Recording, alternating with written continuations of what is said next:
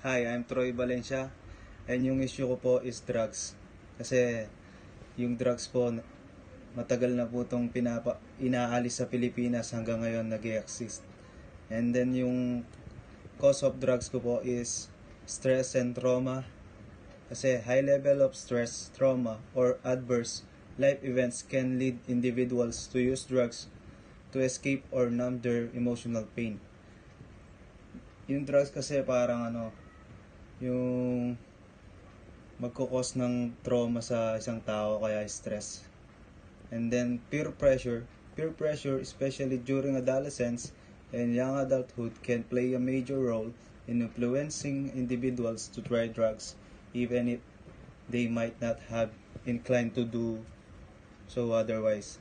And yung peer pressure po is parang impluensya po ng mga tropa, ganun po, para po masubukan yung drugs, i-influensyahan po. Then solution for drugs, community engagement.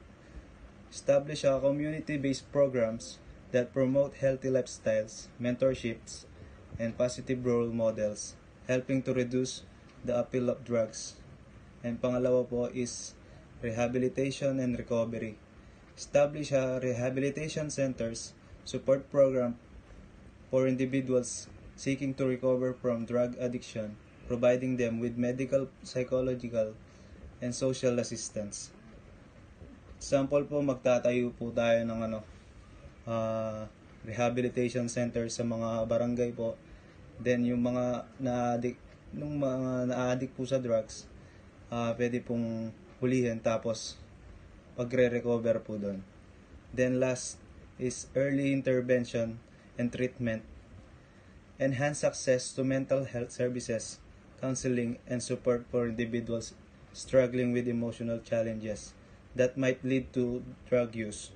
Ayun po, di ba, magtatayo nga po ng rehabilitation, then kakausapin po, then po sila mag-heal, kumbaga, para aiwasan po yung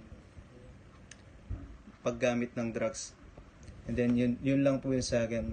Thank you po.